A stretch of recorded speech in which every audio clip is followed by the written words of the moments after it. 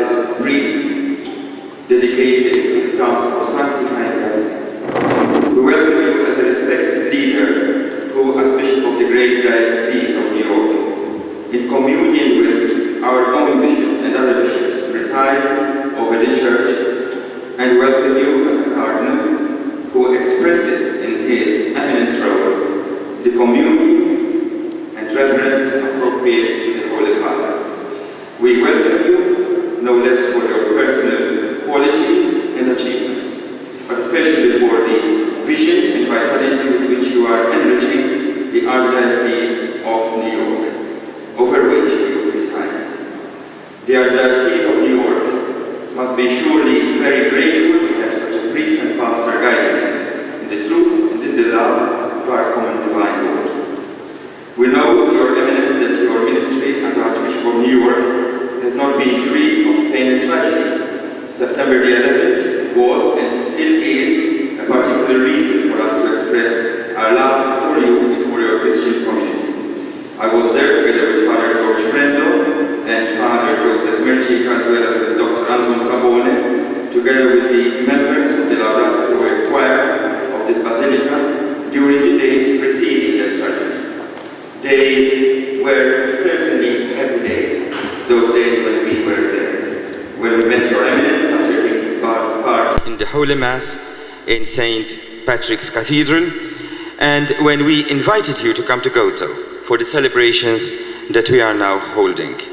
You kindly accepted to come, and now here you are graciously amongst us today. We welcome you, and with you Monsignor Gregory Mostacciolo and Father Michael Hall, whose friendliness is so impressive, and gratefully welcomed. The Bishop of Gozo, Monsignor Nicholas Joseph Kauki, and the chapter of this collegiate basilica, over whom Monsignor Kauki presides as Dean and First Dignity, welcomes you as well.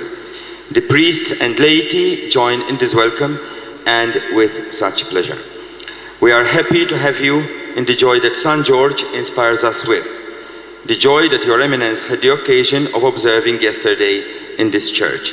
I am sure that the testimony of your presence and the perception on our part of your vision, your energy, your courage, your friendliness, your wisdom and your holiness will sustain us in our desire and commitment to be better Christians and a more faithful church in today's and tomorrow's world. Thank you very much.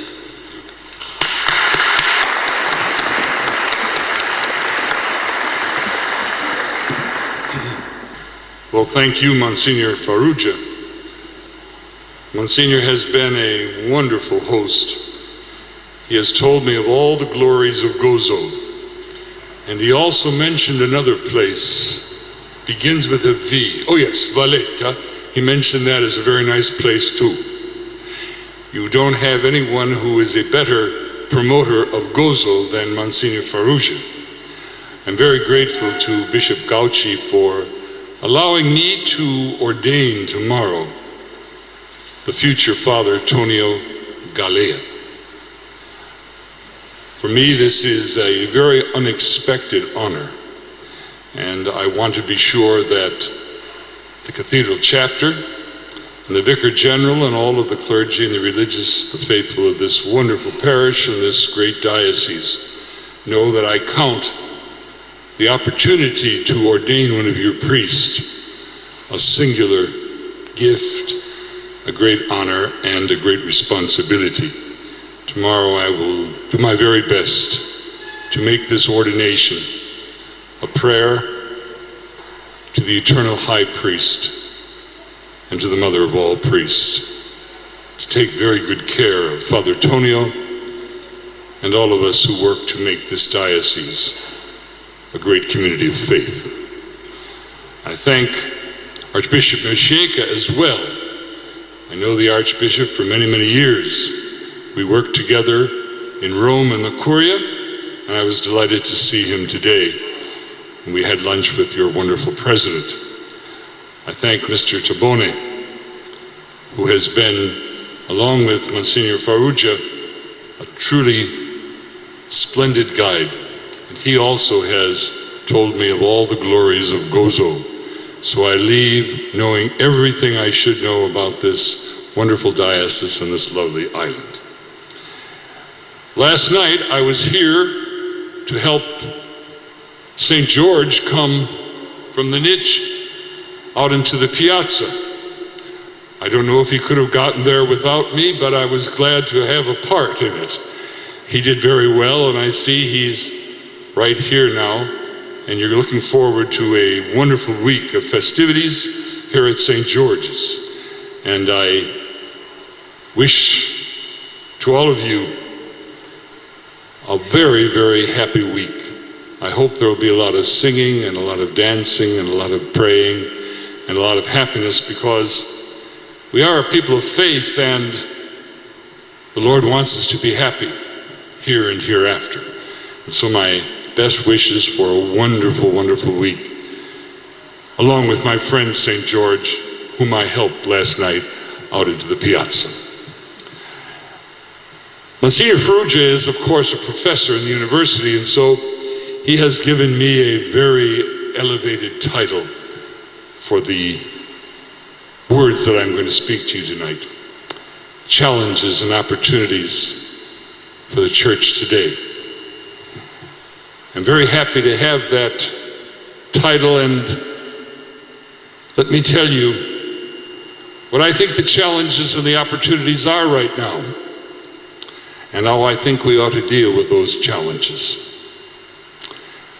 First challenge we have as the people of God in every diocese across the world is to hold on tight to the faith. In an age of disbelief and dissent, those of us who have been given the gift of the faith must learn it, and more importantly, must embrace it. If ever there was a time in recent centuries when a people of confirmed faith was needed, it is right now. And so I would say the first challenge and the first opportunity is to learn our faith, to embrace it, and to share it. The second challenge and opportunity as well is to hold on to virtue. Virtue in a time in which nobility of life and holiness are often even ridiculed in the media of communications. You and I, as part of the household of faith, the people of God, the bride of Christ, the mystical body of our Lord and Savior, have to hold firmly to virtue and never allow anyone to convince us that somehow nobility of life, sanctity are not precious. And the final challenge that I would hold forth this evening is to hold on to your commitment to care for the needy and to stand for justice. I am the Archbishop of a community where live the wealthiest people in the world and the poorest, side by side. How can we allow that to happen? And to hold on to justice. Justice for the child in the womb. Justice for people like myself who've gotten old. Justice for the people who have not jobs. Justice for the prisoner. Justice for every human being who is being denied what is rightly hers or his. For me, those are our challenges. To hold on to the faith, to hold on to virtue, and to hold on to our commitment to compassion for the needy and justice for all. Well, okay, Cardinal Archbishop of New York, the problems are clear. What are you going to do? Give us some generic suggestions about how we might address each of those issues? No. Tonight I'm going to ask you in this parish to allow me to be very concrete. We Americans, you know, are too concrete. That doesn't mean hard-headed. It means not abstract. And so tonight I'd like to tell you how I think you and I can address those challenges and seize those opportunities. And my answer is a very humble one. Forgive me, very humble. Do you know how you and I are to deal with those challenges and seize those opportunities? My answer is the parish. Oh, come on, give us some philosophical.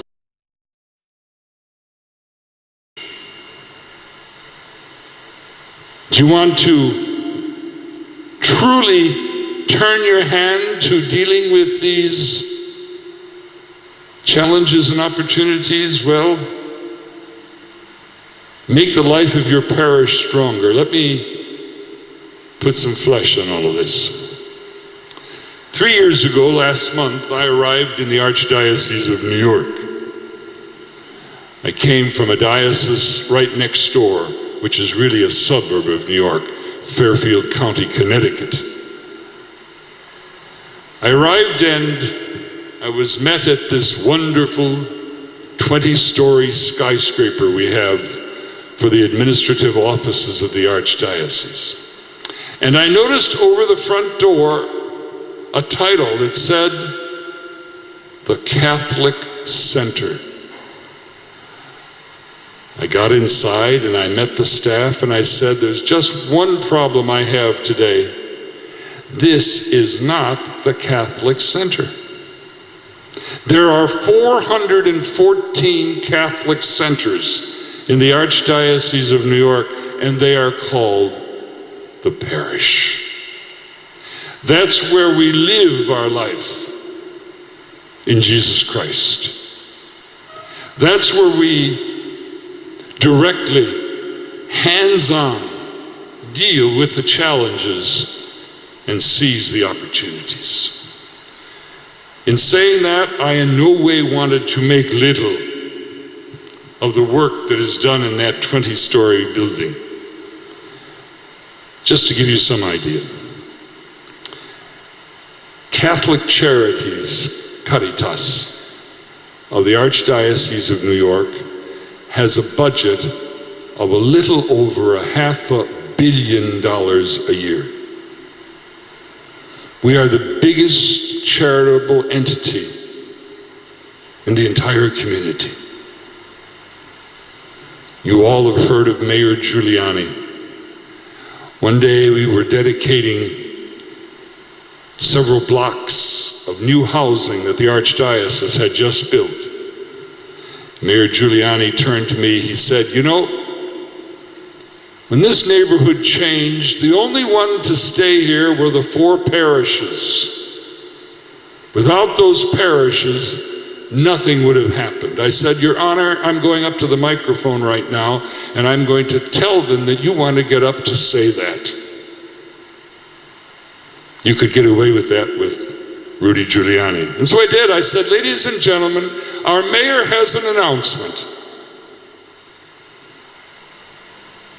That section of the Bronx, one of the most distressed, perhaps in the United States, could not have been rebuilt without charities, what you call Caritas." I was amazed to hear that some think that our commitment to schools is less than what it is. In the inner city alone, the Archdiocese of New York has 115 elementary schools where the children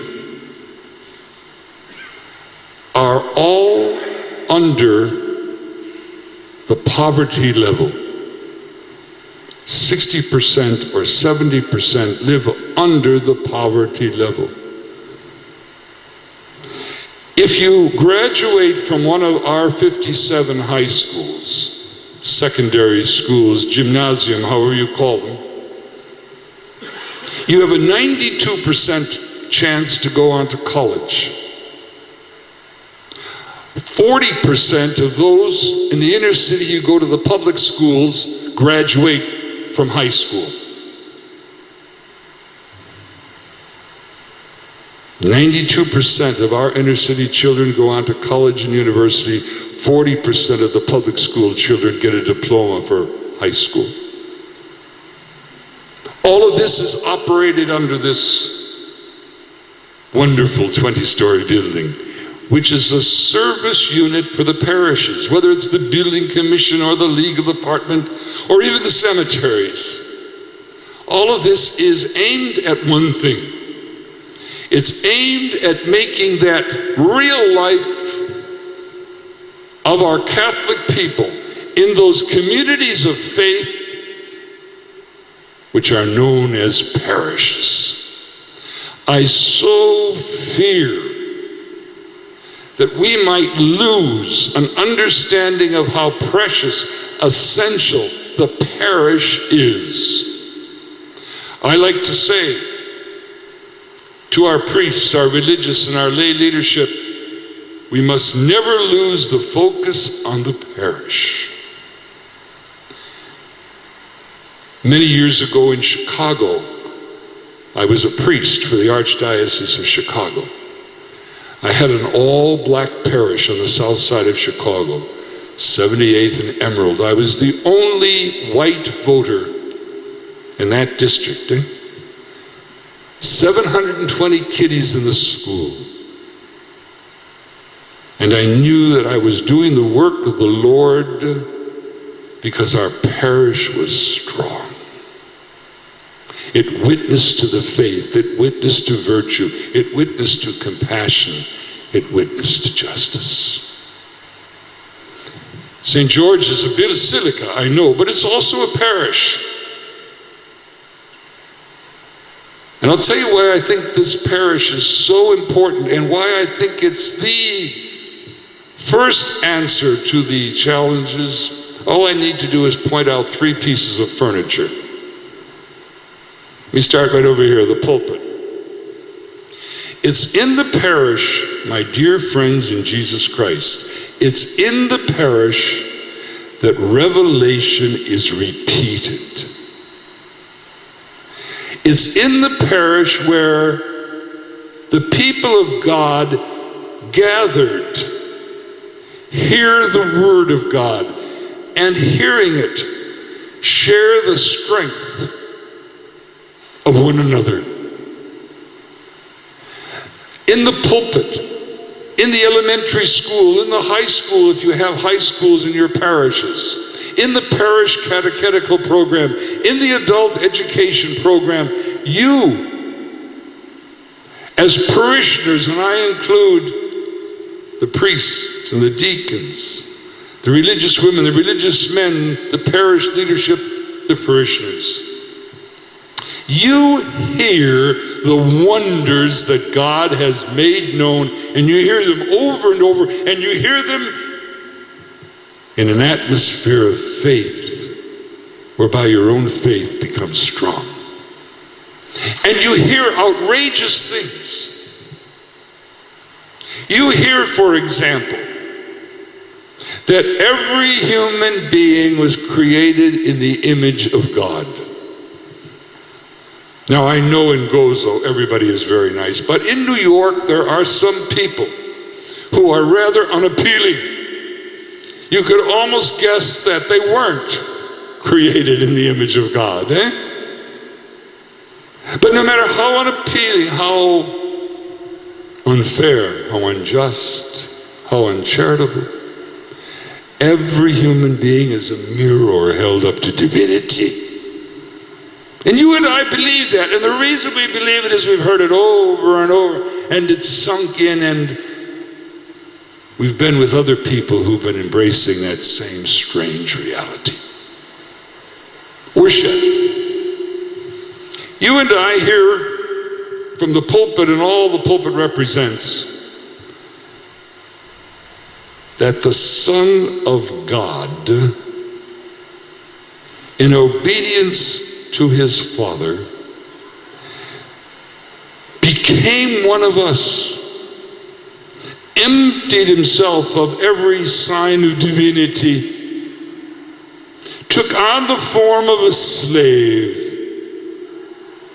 and bought us back with his death, yes, even death on a cross. I stole all of that from a gentleman who visited here for 3 months 2,000 years ago by the name of Paul of Tarsus. He wrote it to the Philippians. You and I actually believe that. Divinity did not scruple to empty itself and become one of us, to give us an eternal life. We have to hear that over and over again. And it's in the parish that it is heard. Nothing added, nothing subtracted, nothing even enhanced. Just what our God has told us. The answer to disbelief, the answer to dissent, the parish. The other piece of furniture is right behind me, this beautiful altar stolen from St. Peter's Basilica. You know, the baldacchino of Bernini, very similar to the one in Rome, just a tad smaller. At that altar, you and I actually believe that Jesus Christ, the Son of God, who as priest and victim offered the sacrifice of Calvary, does it again. We see bread and wine, but we look again. It's not bread and wine at all. It's the body, blood, soul, and divinity of Jesus Christ, the victim on the cross. We see Monsignor Ferrugia, one of the priests, one of the members of the cathedral chapter, the future Father Tonio Galea. But we look closer. They're merely instruments in the hands of the one eternal high priest, the priest of Calvary. And we come here as a believing community and we pray this prayer that exceeds all understanding. We simply look at it, marvel at it, and give thanks for it. And when we do, my dear friends, we grow in sanctity. We grow in virtue. We grow in nobility of life. That's why we have the Mass in community. That's why we have baptism and confirmation and matrimony and holy orders and the final anointing, the sacrament of reconciliation. All of that represented by this altar to make us holy, to give us sanctity, to help us grow in virtue. And where does all this take place? My humble answer, the parish. Well, you see, 2 pieces of furniture, the pulpit, the altar. What's my third? The door. You leave this church, my dear friends, to go out and share what you've gained here. You leave this parish, Basilica, to go out into Gozo, Malta, the world. and tell the world of justice, mainly by living it. To tell the world of compassion, mainly by living it. To tell the world of cleanness of life, mainly by living it. To tell the world of honor, mainly by believing it. To tell the world that poverty is a humiliation for the images of God. To tell the world that we speak the truth. We hurt with those who are hurting. And to live that way by our actions and by our words. No place do I know where we can be prepared for that as in the parish.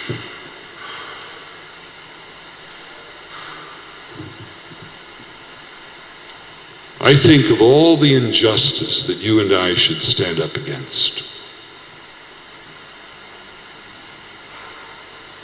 The one that seems to play on our consciences the most these days, it seems, might be the killing of the unborn. No one has ever been able to prove that that being inside the mother is other than a human being. You're never allowed to kill what is or might be a human being, and it is a human being. And yet, I live in a nation where pretty soon more will be killed than will be born.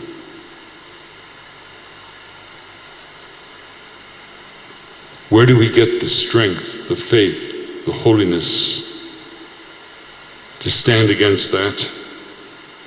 Maybe in many places, maybe in our universities, maybe in other places, but first and foremost, in our parishes.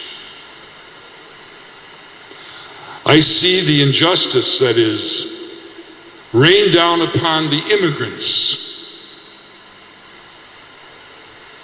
coming into New York City. I don't know if you have any significant number of immigrants coming into Malta and Gozo.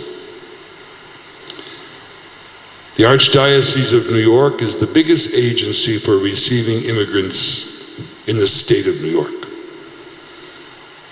We have a huge staff that does nothing but trying to help people out who come largely from South and Central America, from Eastern Europe, from the Philippine Islands, from China, from Haiti, from so many places. Every Sunday in the Archdiocese of New York, the Holy Sacrifice of the Mass is offered in 18 different languages. There are many other languages that occasionally have Mass, but this is every Sunday, every weekday as well. So many come in without the proper documentation. They get a job, they work, they go and ask for their pay, and the employer says, I'm not giving you anything, and if you want to protest, go and tell the police, you illegal immigrant.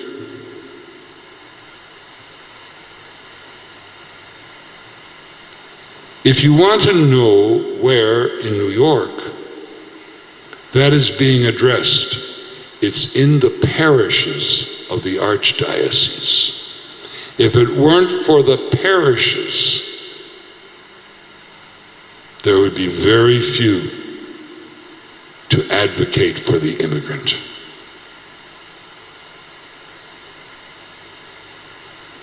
"35% of the events to which I go are at least partly in Spanish." I'll tell you a story. One Sunday, I was at a parish. It was an old German parish that had become a Spanish parish, Hispanic, Latino, as we say. And I gave my homily in Spanish, and then the pastor said, please speak in English as well, because so many of the children don't speak English. How would you like that situation? Grandma speaks Spanish, mother speaks Spanglish, and the child speaks English. So I gave my little talk, and he came over to me and he said, you know, there are a number of Haitians in this parish. Would you say something in French? Their language is really Creole, but they understand French. So I spoke French. And then I made my way back to the chair, and I heard a voice in the back saying, Niente per gli italiani? Nothing for the Italians? I said, well, there are no Italians in this parish. You're kidding me. And about 20 women stood up with white veils from Eritrea. A huge Eritrean African community in that parish. And so ho detto qualche cosa in italiano. Per questi italiani, newyorkese, si capisce. These are our people. And if we don't care for them, who will? But we won't do it unless we've heard such wonders as every one of us is an image of God. Every one is a being for whom a God would die. We won't do it if we haven't in prayer participated in the miracle of wonder that is called the Holy Sacrifice of the Mass in community. The parish, my dear friends, is a humble answer. You never see it in learned magazines. What to do about the challenges and opportunities of a difficult time in this world of the 21st century? Well, I don't know what you want to do. A lot of people can do a lot of things. I would start with the parish. I like to think I was ordained to be a parish priest. And I was never more a priest than when I was a pastor on the south side of Chicago, trying to figure out how to pay the bill for my 720 kiddies in the parish school. When I was trying to think how to win the high school kids into the parish catechetical program. I make a confession here. Confession's good for the soul. I stood on my head to win those kids into regular catechesis, and I didn't succeed. I had a wonderful sister with me. She's now in retirement. We did everything but spit wooden nickels, but we stuck at it. And we knew that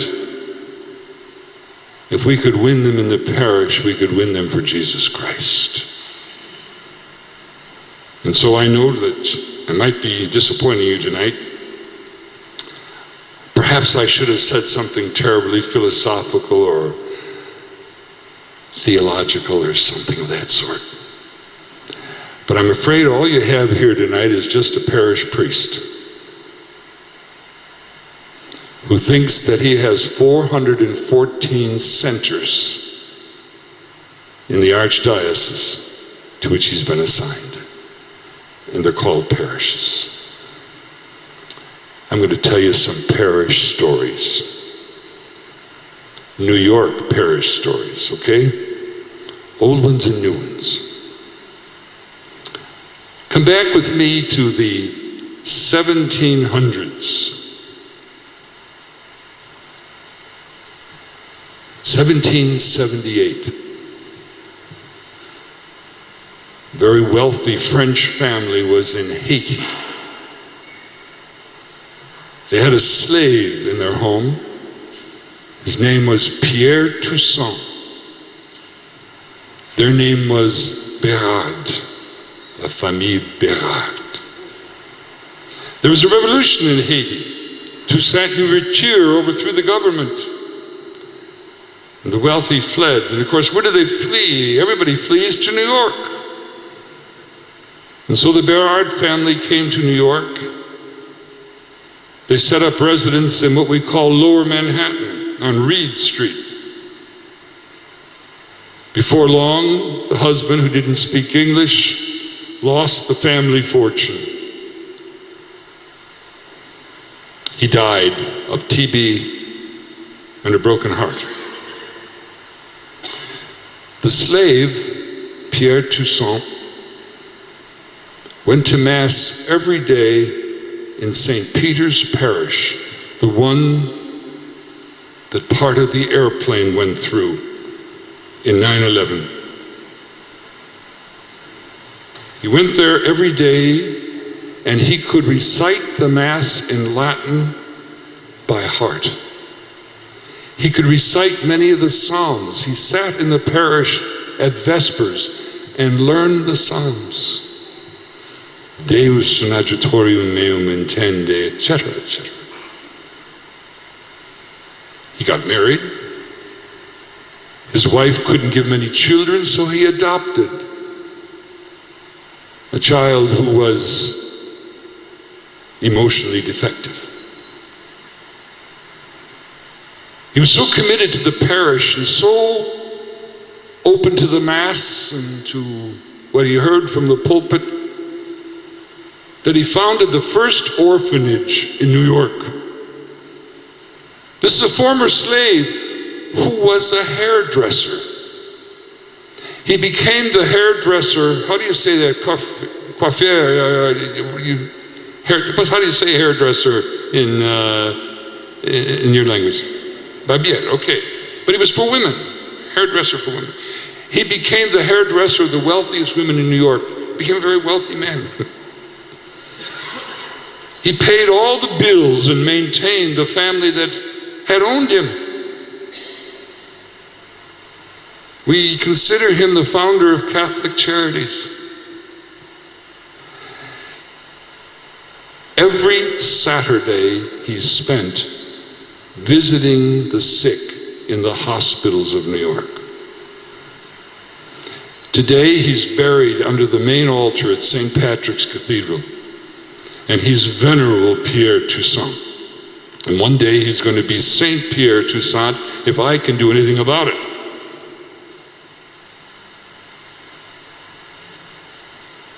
In 1700, the answer to challenges and opportunities was St. Peter's Parish in Lower Manhattan. Let's move on to the 1800s. There was a very well-to-do woman in New York, an Episcopalian, we say. You would say an Anglican. Actually, at that time, the Anglican Church in America was called the Episcopal Methodist or the Methodist Episcopal Church. She was a devout Christian. She was married to a wealthy New Yorker, 5 children. The husband dies. She's heartbroken. She makes a trip, a voyage to Italy, to Leghorn, Livorno. She moves in with a family by the name of Filicchi, who were friends of her husband. They were involved in the import-export business, as was he. She saw that family going to Mass every Sunday, heard them come back and sit at the dinner table and repeat the sermon, the homily of the priest. She didn't want them to know that she was interested in the church. She was a Methodist Episcopal. But she began to sneak out after the family left and go to the church and sit in the back. And we have a beautiful set of articles that she wrote, how she yearned to go up to that communion rail. She said she found them to be the holiest people she ever knew. She didn't feel she could become a Catholic. She went stealing into the church when no one was there, kneeling and imitating the genuflections she had seen the Filicchi family making. She went back to New York, and yes, my friends, she went to St. Peter's Parish. And there she said, I have to have the Eucharist. Make me a Catholic. Her name is Elizabeth Bailey Seton, Mother Seton, the woman who created the Catholic school system in the United States of America. She set up a little school down in Lower Manhattan, down near what we call the Bowery. Pretty soon she had schools all over. She's a saint. She doesn't need my help. It wasn't a parish in the United States, it was a parish in Livorno that gave us Mother Seton. Let me tell you about someone else. I don't know if you'll even believe this story. Cardinals try to tell the truth. Try to believe me.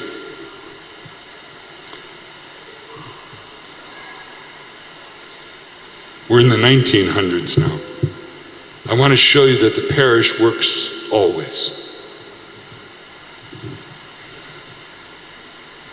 I don't know if any of you have ever heard of Nathaniel Hawthorne. He was a novelist. He wrote The Scarlet Letter, The House of the Seven Gables, and so forth. He was one of the great American novelists and writers, Hawthorne. Very wealthy man. He was a diplomat. He represented the United States before the court of St. James and then became, among other things, the consul in Liverpool, in England.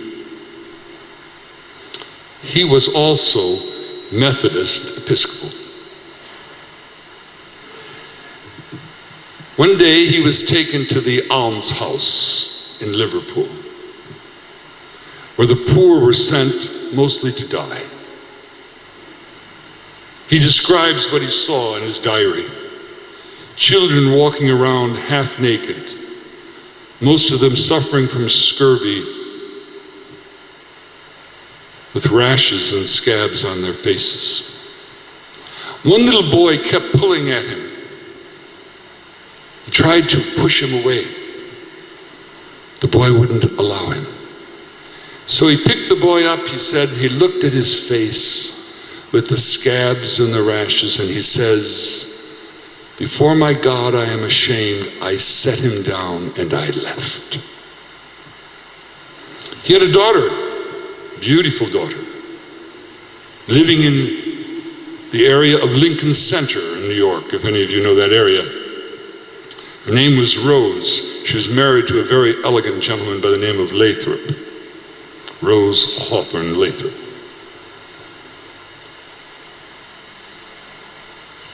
One day she was listening to a sermon in the back of St. Paul's Parish, the parish founded by Isaac Hecker. I don't know if you all know who he is. He was a great ecumenist back in the 100 years ago. Isaac Hecker. The sermon was on charity, compassion. That afternoon, when she returned from the parish church, she heard that her seamstress, the lady who made her clothes, had cancer and was put on Blackwell's Island, where the poor were sent to die with cancer. So Rose Hawthorne Lathrop, the elegant lady from the Upper West Side, went over to Blackwell's Island, and there she saw her seamstress, penniless, cancer-ridden. And she wrote, I picked her up, but I would not set her down. She got a friend of hers.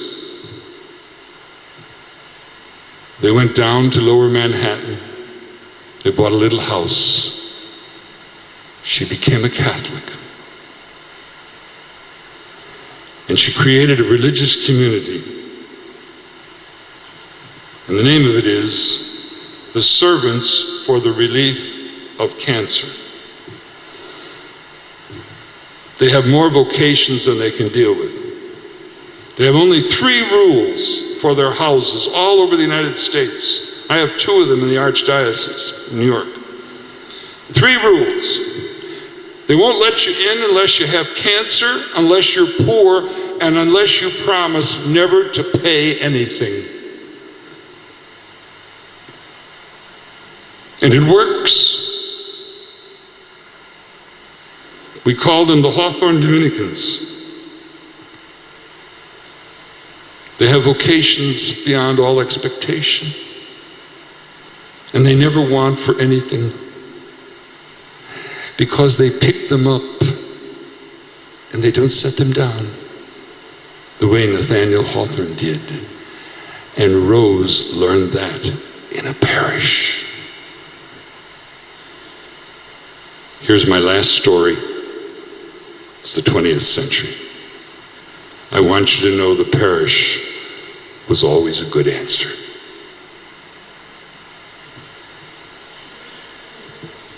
"14 years ago, a doctor in St. Louis, a medical doctor, was told that he was dying with cancer and had only 6 months to live. He lived in St. Louis, 1,500 miles away from New York, but for some reason or another, he called up the Archdiocese of New York. He said, "My wife is dead, my children are taken care of, I have only 6 months to live. Where can I go to spend these last 6 months helping the poorest of the poor?" We don't know who the telephone operator was, but she said, "Why don't you go to Haiti?" He packed up and he went to Haiti. He got to Cap Haitien and he said, "Is there a parish where I could go? Maybe help out until I die?" He went to the parish in Crudem, which is near Cap Haitien. 6 months passed and he didn't die, so he decided to set up a little clinic. A year passed and he still didn't die, and the clinic needed more doctors, so he wrote to the parishes in the diocese that I served in Connecticut. And he said, "Any doctor that will come down here for a week or a month, and if your wife is a nurse, bring her. All I can promise you is a hard bed, a lot of bugs in the bedroom, and very poor food." So before long, I began hearing in the parishes of my diocese all of a sudden, the doctors, the wealthiest doctors, the diocese I served is Fairfield County, which is a very, very wealthy place. From parish to parish, the story got out. Pretty soon he had all the doctors and nurses he needed. He decided, why don't I build a hospital? So he did, and died. People of the diocese said to me, "We got to give that guy a church right on the hospital grounds." And so the parishes took up the money. I went down and dedicated the church. We brought down the one stained glass window, had it installed. Now that hospital is doing open heart surgery in Crudem, Haiti, and the doctor's doing just fine.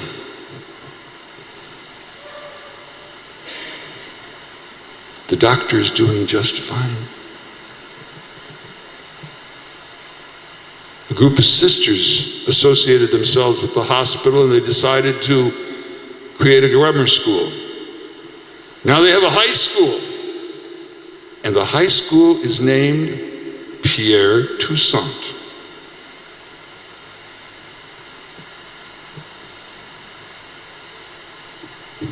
How do you deal with the challenges of our times? How do you seize the opportunities in our times? Oh, there are all sorts of answers.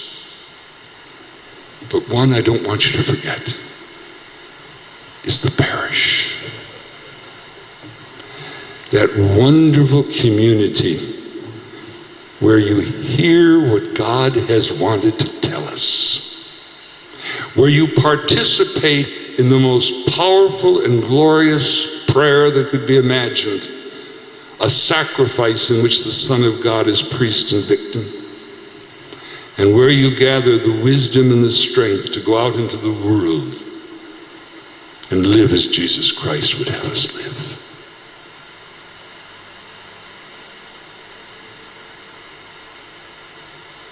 If you were looking for philosophy or theology, you came to the wrong fellow. I'm just a parish priest. And I hope tomorrow, when I have the great honor and privilege of ordaining Father Tonio Calea, and I put my hands on his head, they'll be on the head of a pastor of souls, a leader of a community of faith, a saintly priest for a holy parish. Thank you very much.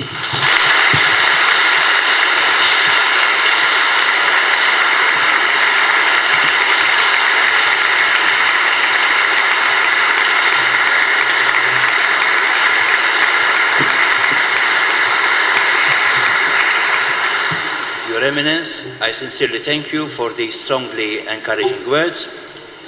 I'm sure I can do this on behalf of the Parish Council, members of Catholic lay organizations, the innumerable members of the laity who participate actively in our activities, members of the clergy and religious organizations, the audience tonight, and our listeners on our community radio. And I think in the next weeks we'll begin to study them to see how these suggestions can be applied to our community. Now I have another small task for you. We'd like you to, what we call our center, although you want the church to be the center, where we have an exhibition which we have set up. We'd like you to inaugurate. Well, I suspect that exhibition is part of the parish. Yes, of course. And this is a parish that is sharing the beauties of the Lord expressed in art. That's all part of this nobility of life that a parish can achieve. And I'm so glad to meet the president of the parish council. Every parish needs a parish council. And the parish council needs the participation and the love and the support, smiles of all the parishioners. And so I thank you very much, and I'm going to go to the parish right now, to part of the center of this archdiocese, to see this lovely exhibition. God love you, and thank you so much.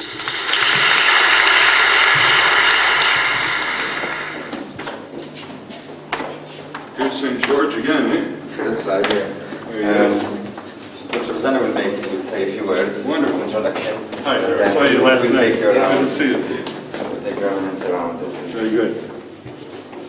Come down. This is the chapter. Did I say hello to all the chapter? I don't know. We don't have chapters. You know. We have consultants. I'm sure you're the consultants. Eh? I saw you last night. You're right. Yeah, you were running down the stairs last night too. The young guy. How are you? Nice to see you. Very good. Nice to see you. Lovely to see you. Lovely to see you. Very good. I saw you last night. You're doing fine. Very good. Okay. Shall I stay here? Yes. Your Eminence, this parish will have a historical and cultural committee, which, in conjunction with the Centenary Celebrations Committee, has decided to set up this exhibition. And we have called this exhibition the Patronage of St. George. Now, the patron is the patronus in Roman law. I am a lawyer, so I must confess, I must start from a legal point, was the owner of a freed slave, who retained the pater familias, who retained the authority, the paternal authority over the slave. And this term was adapted to mean the patron, the intercessor, the defender of the Christians in front of the Almighty. So the various communities have chosen a particular saint to be their advocate, to be their intercessor in front of the throne of the Almighty. So here we are, St. George's Basilica, our patron is St. George. St. George is a peculiar protector, one who protects, one who fosters, one who supports, a protector and a benefactor. We are an apostolic church. We owe our faith to St. Paul, who was shipwrecked here in 68 AD. So we're proud of our Christian heritage. We had, as we'll see later on during the exhibition, we have different rulers, different conquerors. A small island, a small rock in the middle of the Mediterranean. But we've always retained our faith. And St. George is one of these protectors who have helped us to stay adamant, to stay stubborn to our faith. It's peculiar that we have chosen an Oriental saint, a saint which is venerated by the Oriental liturgy. And in fact, a will made here in Victoria in 1299 bears Greek signatures. So probably we owe this cult of St. George to our Eastern brothers. So during this exhibition, we'll see how both the history of our island has evolved, and also how we'll see how the cult towards St. George has evolved and has remained steadfast during all these centuries. St. George is a defender. He is a protector civitatis, protector of our city, and protector insularum of our islands. In 1429, as tradition holds, he appeared on the bastions of the city of Mlina to protect the inhabitants against the Moors. You know, had various invasions by the Moors during the centuries. So he is a protector. And in fact, one of the hymns that the chapter sings during the liturgy of the feast starts with the words "O noster vindex insulam que te patronum dedicat." So we've chosen St. George as our protector, as our defender. The patronage of St. George can be seen also not only through this what we say communion with the saint, which have retained through all these centuries, but also through the fact that we also give the name of St. George to our children, to our houses, to our squares, to our streets, to our oldest parishes, this parish, and the parish in Ormond, which is a very old parish as well. So let us all pray that St. George remains the patron for a few generations for years to come. It's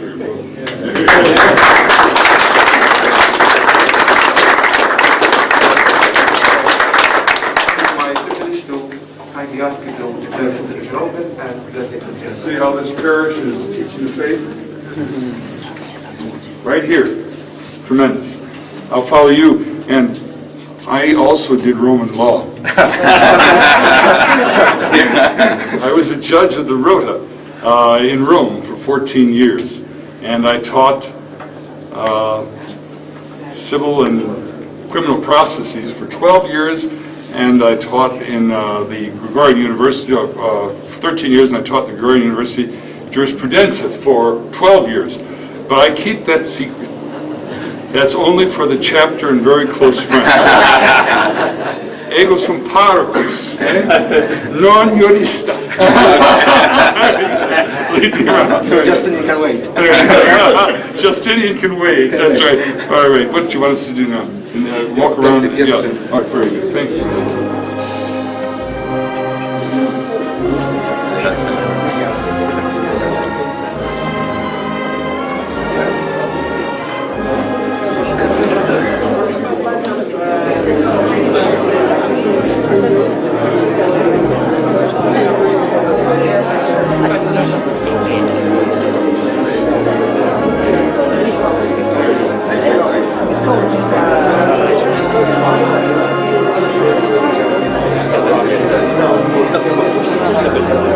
Grazie.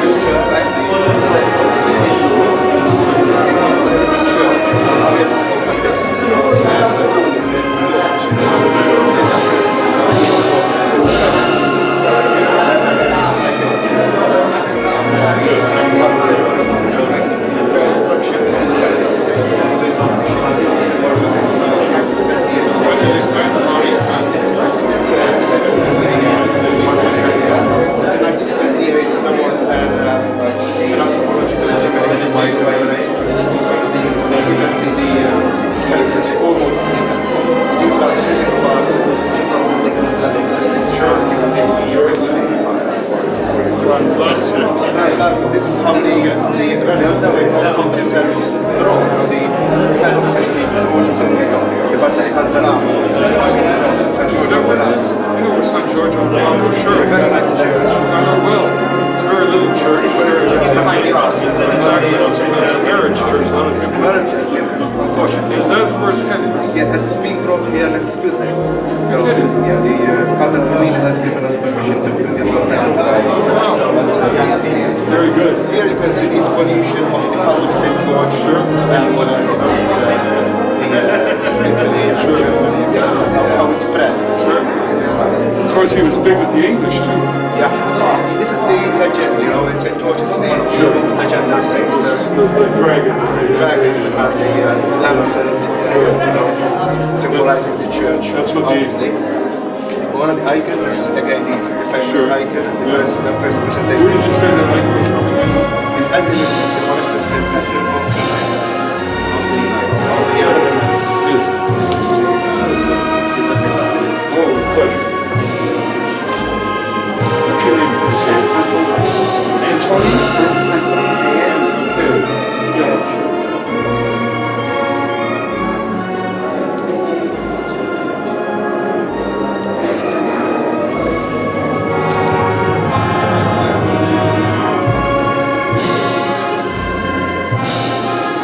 Okay?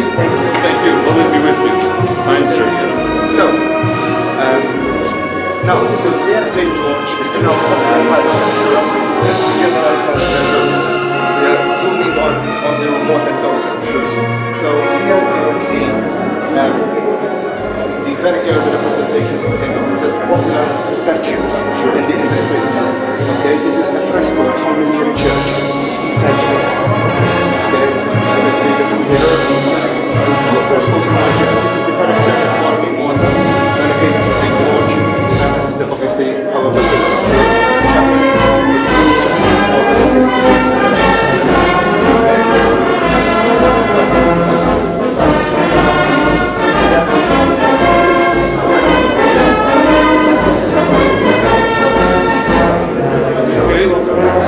Very good. Thank you, sir.